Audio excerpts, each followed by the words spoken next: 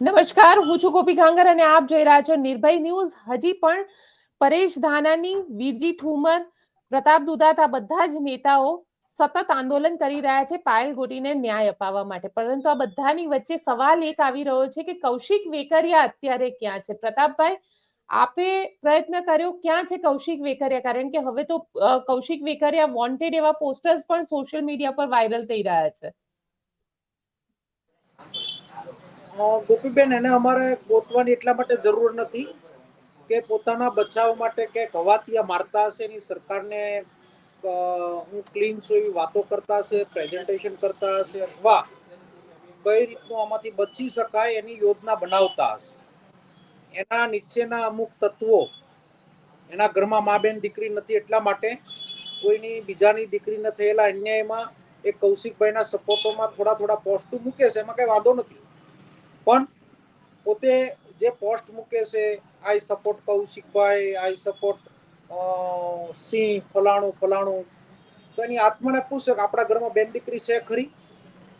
જે બનાવ બન્યો છે આની ઉપર કોઈ રાજકીય ટીકા ટિપ્પણી કર્યા વગર તમારા કૌશિકભાઈ દીકરીને ન્યાય અપાવે. દીકરીએ પત્ર કૌશિકભાઈને લખ્યો, પ્રતાપભાઈ નથી લખ્યો. અમે તો માધ્યમ બન્યા છીએ. ભારતીય જનતા પાર્ટીના આગેવાનોની નોકરી કરતી દીકરી હતી. આખું આ જે તકલીફ ઊભી થઈ છે એ ભાજપની માથાકૂટની અંદર એક દીકરીનો ભોગ લીધો.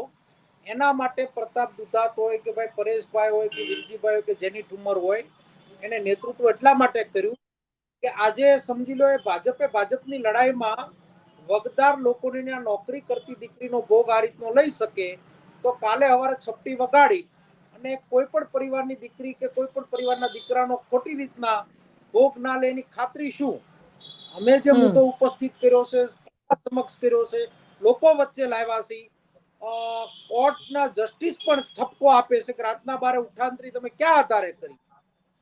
આ બધી વાતોનો એપિસોડ બનવા છતાં લાજવાની જગ્યાએ ગાજવાનું કામ કરે છે. આ લોકોને શરમ જેવું તો કઈ છે નહીં, નહીતર તો આ ભૂલ કરે નહીં. ભૂલ ઉપર ભૂલ કરી રહ્યા છે. અને અમે જે વાત કરીએ એ પ્રમાણે આમાં જે પણ લોકો સામેલ હોય એને પનિશમેન્ટ થાય એના અમારા પ્રયત્નો ચાલુ છે. કૌશિકભાઈને ગોતવાનું અમારું કોઈ કામ નથી, અને આવવું તો આવે, ના આવે તો પ્રજાએ એને મત આપ્યા, એ પ્રજાના પ્રતિનિધિ છે, ત્યારે નિર્ણય તો પ્રજા કરશે, અમારે ક્યાં કરવાનો? પણ પ્રતાપભાઈ, સવાલ એ છે કે તમને ઉપવાસ પર બેઠે, એટલે ખાસ કરીને પરેશભાઈને ઉપવાસ પર બેસે 24 કલાકથી વધારેનો સમય વીતી ચુક્યો છે. એમની તબિયત પણ બગડી હતી, એમનું શુગર લેવલ પણ ડાઉન થઈ ગયું. આવું એક મેડિકલ બુલેટિન પણ તમારા લોકો દ્વારા આપવામાં આવ્યું. હવે શું આગળ? આવતીકાલે 10 વાગે એના ધરણા પૂર્ણ થાય છે. આગલી રણનીતિ તો એને જણાવી એ પ્રમાણે હવે પછી જિલ્લે આ વાતને લઈને જવું છે.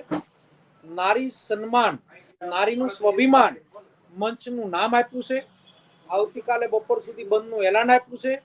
અને આ વાતને આખા ગુજરાતમાં કઈ રીતના લઈને જઈ શકાય એની માટે યોદ્ધાઓની ટીમ બનાવવાનું ચાલુ કર્યું છે. એની માટેની આખી યોજનાઓ બનાવવાનું ચાલુ કર્યું છે. અને તાલુકા સુધી આ વાત પહોંચે એના માટેના ધરણાઓથી લઈને અજુકતા કાર્યક્રમ આપવાનું જે પરેશભાઈ વાત કરી છે એની અમે આ બધી તૈયારી કરી રહ્યા છીએ. પણ સામે તમે તૈયારીની વાત કરી રહ્યા છો, તમારી પોતાની એક સ્પીચનો ટુકડો જે છે એ ટુકડાની સાથે યજ્ઞેશ દવે, ભારતીય જનતા પાર્ટીના પ્રવક્તાએ ટ્વીટ કરી અને તેમને કહ્યું છે કે ભાઈ, કોંગ્રેસના નેતા પ્રતાપ દુધાતના સંસ્કાર જોઈ લો. ભાજપના પ્રવક્તા એટલે કે ટીવી ચેનલની ડિબેટમાં હું હતો અને મારી મા સામે બોલ્યા. હું પ્રતાપ દુધાતને ખુલ્લી ચેલેન્જ આપું છું કે મા બેન સામે બોલતા પહેલા જરા વિચાર કરાવો. અમે તળપદી ભાષાથી બોલતા હોય, કાઠિયાવાડી તરીકે અમે ઓળખાતા હોય, ગામડાના માણસો છે, ત્યારે અમે કોઈની મા બેનને ગાળો આપવાનું કામ નથી કર્યું. તમે અમારી બેન દીકરીને રોડ ઉપર સરઘસ કાઢવાનું કામ કર્યું છે. એ ટીકા ટિપ્પણીમાં મારે એટલા માટે પડવું, આખી તમે વાત સાંભળો, આખું ભાષણ સાંભળો. એને જે ટુકડો મૂક્યો છે એ કોઈ ટુકડાનું ટ્વીટ કર્યું છે. વાતને ટ્વિસ્ટ કરવા માટે અઠવાડિયાથી ધમપછાડા કરે છે. અમારે ભાઈની બારામાં એટલે કઈ કહેવાનું નથી. મેં કોઈનું નામ લઈને મેં વાત કરી નથી, કોઈ વ્યક્તિનું નામ લઈને વાત કરી નથી.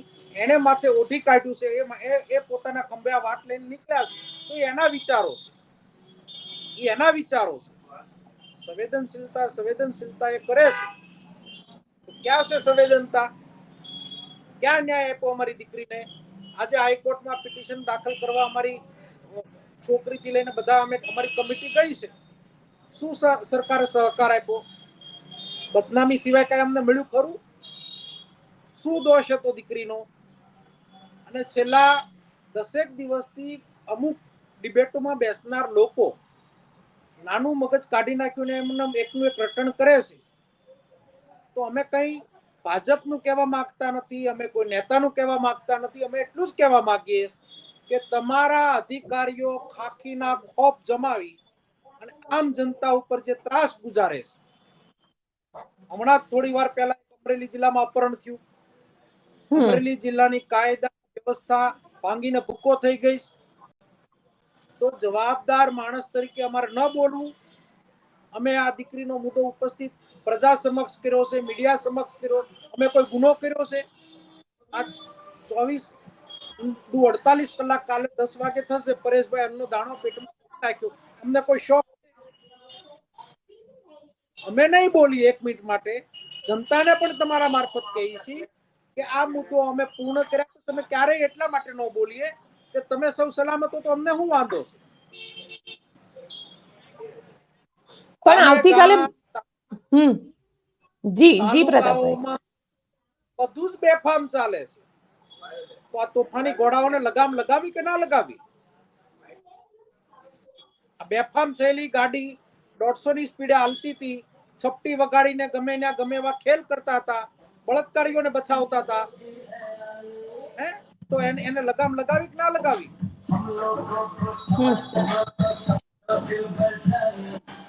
બિલકુલ પ્રતાપભાઈ, પણ પ્રતાપભાઈ સવાલ અહીંયા એ ઉભો થઈ રહ્યો છે કે પરેશ ધાનાણી એમને કહ્યું કે કૌશિક વેકરિયા અને હર્ષ સંઘવી ત્યાં આવ્યા હતા. જે દિવસે દીકરીની અરેસ્ટ થઈ એના બીજા જ દિવસે ત્યાં આવ્યા હતા. બંનેના નાર્કો ટેસ્ટની માંગ કરી છે. પરિવાર પ્લીઝ તમે વાતને દોહરાવો ફરી વખત. પરેશભાઈએ હર્ષ સંઘવી અને કૌશિક વેકરિયા બંનેના નાર્કો ટેસ્ટની વાત કરી છે, માંગ કરી છે. આ બનાવ બન્યા બાદ રાજ્યના ગૃહમંત્રી અહીંયા અમરેલીની મુલાકાતે આવ્યા હતા, ડીએસપી ને મળ્યા હતા, કૌશિકભાઈ ને મળ્યા હતા. તો બહુ સીધી વાત છે કે આ રંધાણું કયા આધારે છે? એક પણ આ 12 દિવસના બનાવમાં નિવેદન આપ્યું નથી. સરકારના એક પણ પ્રતિનિધિ કઈ બોલ્યા નથી. બોલે છે તો ટીવી બોલે છે, પ્રજા બોલે છે. એક પણ સ્પષ્ટતા કરવામાં આવી નથી. તો પરેશભાઈ કીધું કે હવે છેલ્લો ઉપાય એ છે કે બંનેનો નાર્કો કરાવડાવો. એ વાત એને ઉપસ્થિત કરી, યોગ્ય વાત છે. પણ તમને કેમ લાગે છે કે નાર્કો કરાવશો તો જ સત્ય બહાર આવશે? સત્યતામાં તો આ લોકો માનતા નથી, તો નાર્કોથી જ બેન આવશે ને બારું. રાતના 12 ઘરેથી દીકરીને લઈ આવે, કોર્ટ કહે છે કે તમે ક્યાં આધાર લાવ્યા? તો વળતે દિવસે સાંજના 5 વાગ્યાનું એફઆઈઆર માં નામ બતાવે. જેવું પરેશભાઈ ફિલ્ડમાં આવ્યા, જેવી એને વાત રજૂ કરી કે ચાલો આપણે આ મુદ્દા ઉપર રાજકમલ ચોકની અંદર એક છોરા તરીકે ઓળખાતો અમારા એરિયામાં બેસીને વાત કરીએ. ઓચિંતાની પોલીસ સોસાયટીની રચના કરી નાખે. ફરી વખત રાત્રે દીકરીને ઉઠાવવા માટેના પ્રયત્નો કરે. અમે જ લોકો એ દીકરીને પાછી છોડાવીએ. 10 દિવસે પટ્ટા મારેલી દીકરીને મેડિકલના નામે ઉઠાવી જાવી હતી, નિવેદનો ફેરવવા હતા. બધી જ વાતમાં ફેલિયર રહ્યા અને એના આખીના ખોફથી એમને દબાવવાનો પ્રયત્ન કર્યો. જે પ્રયત્ન ખોફ એટલા માટે કહું, સરઘસ કાઢીને અમરેલીની જિલ્લાને, જનતાને ભયભીત કરવાનો જે પ્રયત્ન થયો, એનો મુખોટો પ્રજા વચ્ચે લાવવો જરૂરી હતો. કારણ કે રોજની 3-3, 4-4 કરોડની રેતીની ચોરી થાય, બુટલેગરો બેફામ થાય. શા માટે ભાઈ 5 દિવસમાં એક પણ રેતીનું ટ્રક નદીમાં ના ઉતરે?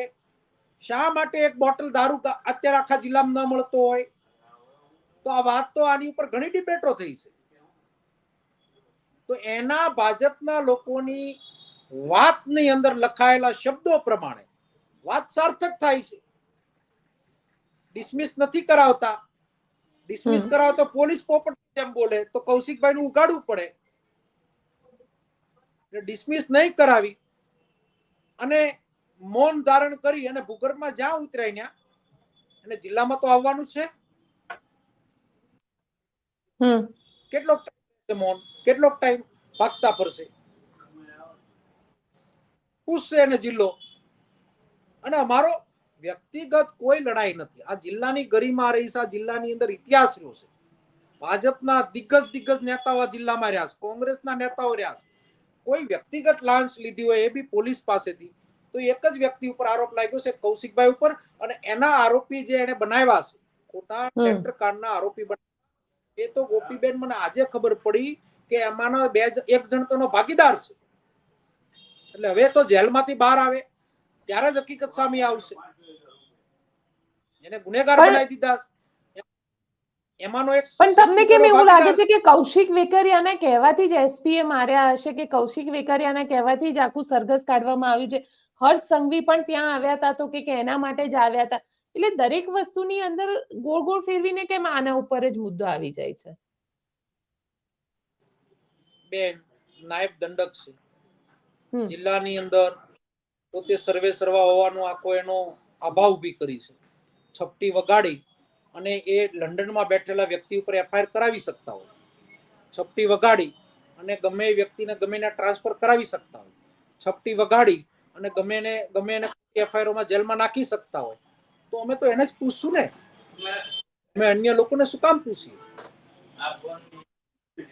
તમે તપાસ કરી કે કૌશિક વેકરિયા છે ક્યાં અત્યારે? બેને જ્યાં હોય ને મારે એની તપાસ શું કામ કરી, મને એ નથી સમજાતું. મારે એને ગોતવાય શું કામ? ત્યાંના સ્થાનિક ધારાસભ્ય, સ્થાનિક ધારાસભ્ય પ્રજા ગોતશે. પ્રતાપ દુધાતને એની ક્યાં જરૂર છે કે ભાઈ આવ્યું તું મારે તારું કામ છે? પબ્લિકના પ્રતિનિધિ, પબ્લિકની જવાબદારી ગોતવાની. વોન્ટેડના પોસ્ટરો એના લાગ્યા, એ મેં ક્યાં લગાવ્યો? પબ્લિકે લગાવ્યા. વોન્ટેડ કૌશિક વેકરિયા એ મેં લગાવ્યું, પબ્લિકે લગાવ્યું. તો હવે પછી શું? આવતીકાલે તો અમરેલી બંધનું તમે લોકોએ એલાન કર્યું છે. બંધનું એલાન અમે અપીલ કરી છે, એલાન નથી કર્યું. તમને લાગતું આ મુદ્દો સાચો છે, તમને લાગતું તમારે બેન દીકરીનું રક્ષણ કરવું, તમને એમ લાગતું હોય કે દમનકારી પોલીસથી બસવું છે, તમને એમ લાગતું કે અમારે લડવું જોઈએ, તો અમને સપોર્ટ કરો. કરે ના કરે તો એમને ફરક પડતો નથી, કરે તો અમને બીજો કોઈ ફરક પડતો નથી. વ્યક્તિગત તો કોઈ સ્વાર્થ છે નહીં. કોંગ્રેસનો પણ આમાં કોઈ જોડાણ કરવાનું નથી. અમને કોઈ વાત પૂછે કોંગ્રેસ તો હું ના જ પાડું નહીં ભાઈ. આ નારી સન્માન સ્વાભિમાનનું મંચ છે. ભાજપ, કોંગ્રેસ, આપ, સામાજિક સંસ્થાઓ જેને આવું આ યજ્ઞમાં આવો. આ યજ્ઞમાં ન આવો તો એમને વાંધો નથી. અમે પબ્લિકને અપીલ કરીએ છીએ. અમે કોઈ અમારા કાર્યકરોથી લઈને પ્રયત્ન પણ નથી કર્યો.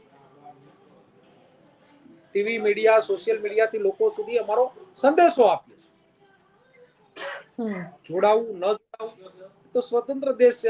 અમે થોડા ફાંસીવાદી લોકો છીએ. આ કામ તો બધાને દબાવવાનું, ધમકાવવાનું, એ ફાંસીવાદી માનસિકતાની લોકોનું કામ છે. તમને લાગે છે પરિણામ મળશે? ગોપીબેન, ના મળે તો પ્રતાપ દુધાતનું વ્યક્તિગત ક્યાં નુકસાન છે? પરેશ ધાનાણીનું વ્યક્તિગત ક્યાં નુકસાન છે?